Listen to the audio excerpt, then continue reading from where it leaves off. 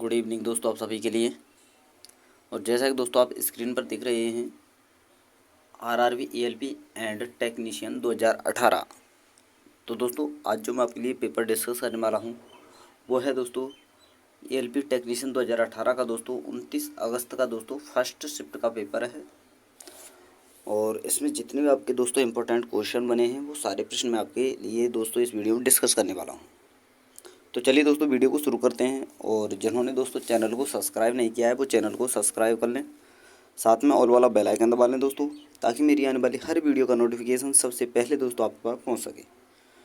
और जैसा कि दोस्तों आप सभी को पता ही है कि आरआरबी जेईई की जो है दोस्तों वैकेंसियाँ आ चुकी हैं, ऑफिशियल नोटिफिकेशन आ चुका है दोस्तों ऑनलाइन।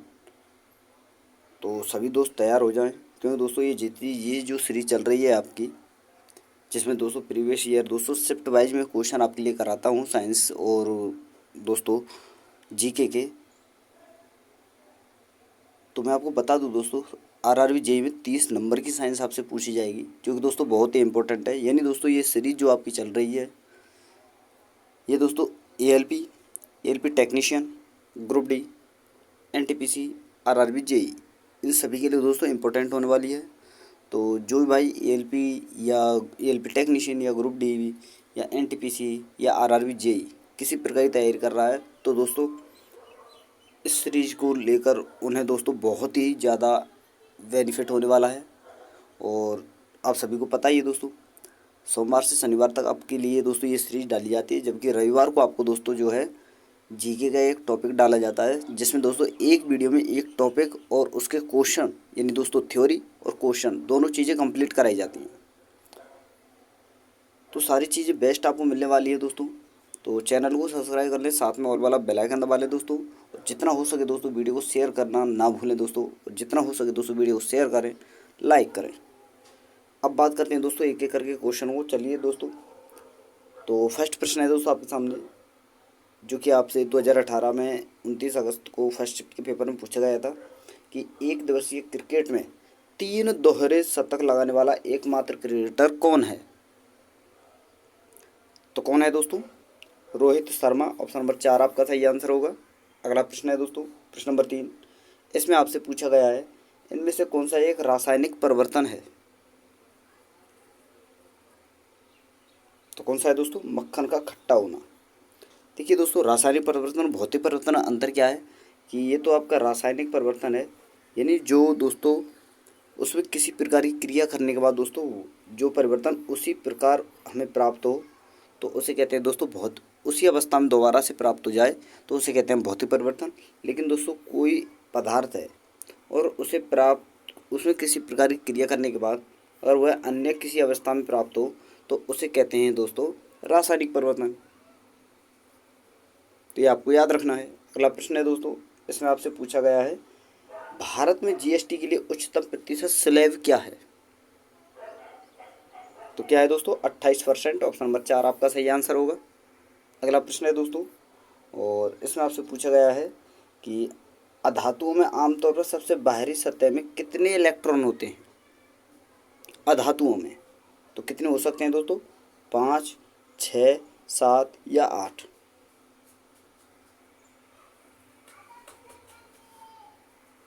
अगला प्रश्न है दोस्तों, इसमें आपसे पूछा गया परमाणु त्रिज्या का प्रयोग किसे मापने में किया जाता है।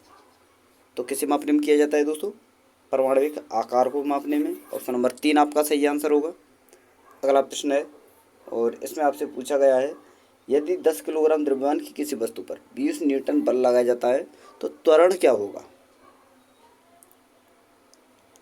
तो सीधा सीधा आपके लिए फॉर्मूला है दोस्तों, बल बराबर होता है आपका m/a द्रव्यमान इंटू त्वरण।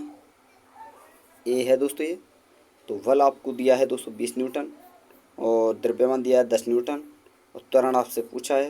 तो 0 से ए 2 बार कटेगा, ए का मान 2 आएगा दोस्तों, यानी त्वरण का जो मान आएगा वो आएगा 2 मीटर पर सेकंड स्क्वायर। ऑप्शन नंबर 4 आपका सही आंसर होगा। अगला प्रश्न है दोस्तों, और इसमें आपसे पूछा गया है शक्ति का सूत्र क्या है। तो क्या है दोस्तों? कार्य बटे समय शक्ति का सूत्र है, ये आपको याद रखना है। यानी दोस्तों कितने समय में कितना कार्य किया गया है, यानी कार्य करने की दर को ही दोस्तों हम शक्ति कहते हैं, ये आपको याद रखना है। अगला फॉर्मूला है दोस्तों अगला प्रश्न है, इसमें आपसे पूछा गया है एक वस्तु को 10 मीटर सेंटीमीटर की फोकस लंबाई वाले एक उत्तल लेंस से 20 सेंटीमीटर की दूरी पर रखा जाता है, इसका प्रतिबिंब कितनी दूरी पर बनेगा। तो दोस्तों लेंस की बात हो रही है यहाँ पर, तो फॉर्मूला क्या है दोस्तों, 1/f बराबर 1/u माइनस 1/b, ये फॉर्मूला होता है। इसमें से हम दोस्तों इस प्रकार फोकस आपके लिए दिया है दोस्तों, देखिए 10 सेंटीमीटर और u का मान आपको दिया गया है दोस्तों 20 सेंटीमीटर। तो इस फॉर्मूले में रखकर दोस्तों हम इसका आंसर निकालेंगे, तो आंसर जो आएगा दोस्तों वो आएगा होगा 20 सेंटीमीटर। ऑप्शन नंबर 3 आपका सही आंसर होगा। अगला प्रश्न है दोस्तों, और इसमें आपको बताना है कि दिल्ली में जामा मस्जिद किस भारतीय बादशाह के शासनकाल में बनवाई गई थी। तो किसके शासनकाल में दोस्तों, शाहजहाँ के में। ऑप्शन नंबर 4 आपका सही आंसर होगा। और दोस्तों आपको बता दूं, देखिए अभी आपने देखा होगा कि लेंस का जो फार्मूला है, अगर जिन्होंने देखा हो दोस्तों, कई बार मैं आपके लिए बता भी चुका हूँ लेंस का दर्पण का फार्मूला, अगर आपने देखा होगा दोस्तों मेरी हर वीडियो को, तो आप वो क्वेश्चन आसानी से आप निकाल सकते हैं। जबकि दोस्तों मैंने साथ में फार्मूला भी बता दिया है, बशर्ते आपको फार्मूले में रखकर उन इक्वेशनों को दोस्तों जो है मैंने आपके लिए बताई हैं, उन्हें उस फार्मूले में रखकर आप फार्मूले के द्वारा उसे सॉल्व कर सकते हैं। और कमेंट में आपको उसका आंसर ईमानदारी से बताना है। हालांकि मैंने बता दिया है, फिर भी आपको सॉल्व करके बताना है कि किस किस ने वो आंसर सही किया। और दोस्तों मैं आपको बता दूं, जब आपके एएलपी की सारे के सारे एक जो शिफ्टें ख़त्म हो जाएंगे, उसके बाद दोस्तों देखिए आरआरबी जेई की भी शिफ्टें चलने वाली हैं, ग्रुप डी की, एनटीपी, सारी चीज़ें बेस्ट देने वाला हूँ दोस्तों, सभी चलेंगी। और आपको बता दूँ दोस्तों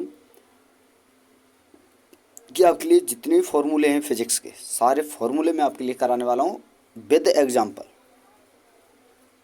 तो दोस्तों मेरी तरफ से किसी प्रकार की कमी नहीं मिलेगी, बशर्ते दोस्तों मेहनत आपको वेस्ट करनी है, अच्छी करनी है, तब जाकर दोस्तों आप सिलेक्शन ले सकते हो।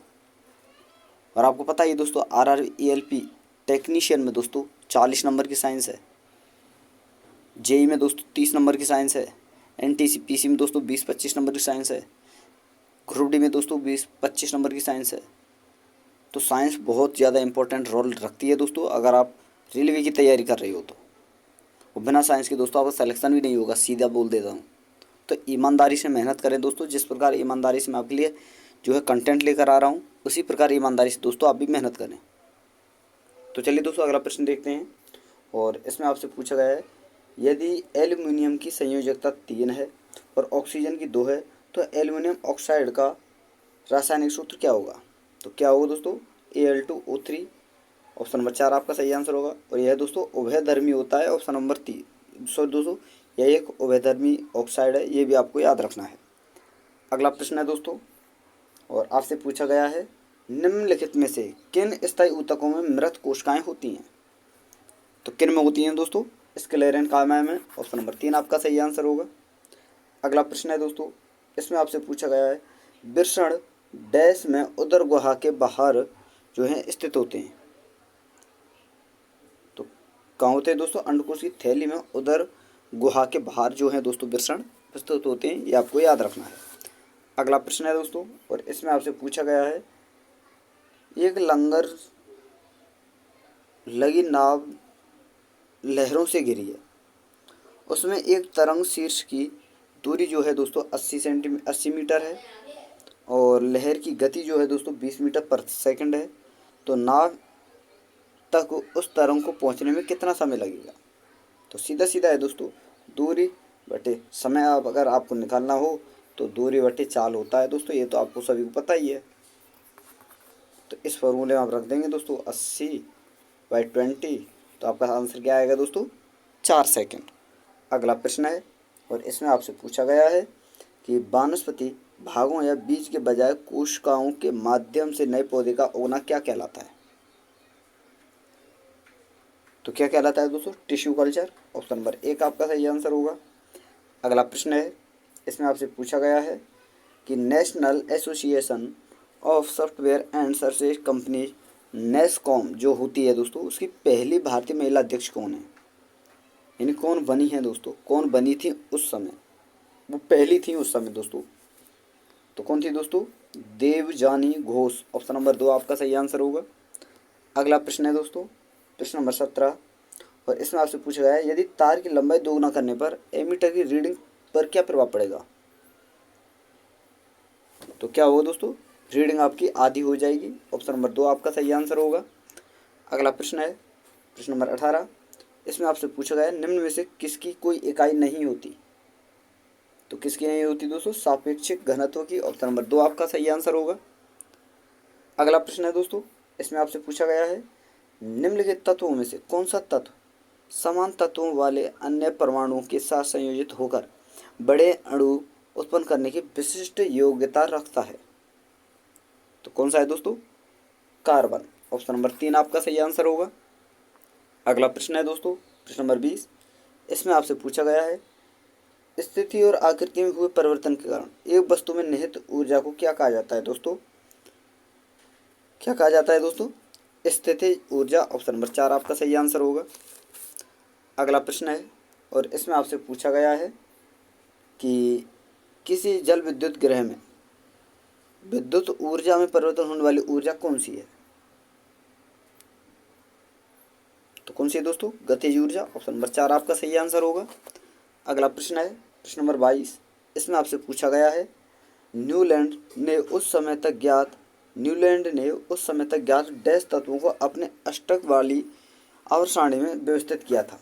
यानी दोस्तों आपसे सीधा सीधा यहाँ पर पूछा गया है कि न्यूलैंड के समय कितने तत्व ज्ञात थे, यानी कितने तत्वों की खोज हो चुकी थी?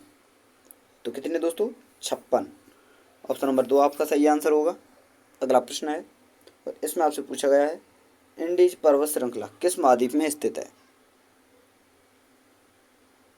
तो किस में है दोस्तों? दक्षिण अमेरिका में। ऑप्शन नंबर 3 आपका सही आंसर होगा।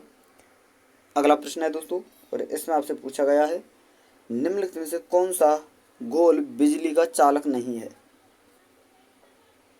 तो कौन सा नहीं है दोस्तों? ग्लूकोज घोल बिजली का चालक नहीं है, जबकि दोस्तों आपका सोडियम हाइड्रोक्साइड, एसिटिक एसिड और हाइड्रोक्लोरिक एसिड ये तीनों आपके बिजली के चालक हैं, आपको याद रखना है। अगला प्रश्न है दोस्तों और इसमें आपसे पूछा गया है लॉन फॉक्स डॉसिंग माई ऑटोबायोग्राफी पुस्तक के जो लेखक हैं वो कौन है? तो कौन है दोस्तों? Ruskin bond. ऑप्शन नंबर 1 आपका सही आंसर होगा। और अगला प्रश्न है दोस्तों और अंतिम प्रश्न है इसी वीडियो का, और इसमें आपको बताना है कार्बोहाइड्रेट्स, प्रोटीन और वसा का पूर्ण पाचन कहाँ होता है? तो कहाँ होता है दोस्तों? छोटी आंत में। ऑप्शन नंबर 3 आपका सही आंसर होगा। तो ये थे तो दोस्तों आपके 29 अगस्त के फर्स्ट शिफ्ट के टोटल प्रश्न जो साइंस और जीके से रिलेटेड थे, जो मैंने आपको बताए। और वीडियो आपको पसंद आई तो वीडियो को लाइक करें दोस्तों, शेयर करें, चैनल को सब्सक्राइब करें, साथ में ऑल वाला बेल आइकन दबा लें दोस्तों, ताकि मेरी आने वाली हर वीडियो का नोटिफिकेशन सबसे पहले दोस्तों आपके पास पहुँच सके। और आप सभी को बता दूँ दोस्तों कल जो शाम को 10 बजे आपको वीडियो मिलने वाली है वो जीके का एक टॉपिक होगा, जो कि देखिए आपके लिए प्रागैतिहासिक काल करा चुका हूँ, और उत्तर वैदिक काल, सिंधु घाटी सभ्यता, जैन धर्म आपके लिए करा चुका हूँ। कल जो वीडियो मिलने वाली है आपको 10 बजे वो है दोस्तों बौद्ध धर्म से संबंधित। तो इसलिए बोल रहा हूँ दोस्तों चैनल को सब्सक्राइब करके साथ में ऑल वाला बेल आइकन दबा लें दोस्तों, ताकि मेरी आने वाली हर वीडियो का नोटिफिकेशन सबसे पहले दोस्तों आपके पास पहुँच सके। तो थैंक यू दोस्तों, धन्यवाद। फिर मिलते हैं एक नई वीडियो के साथ।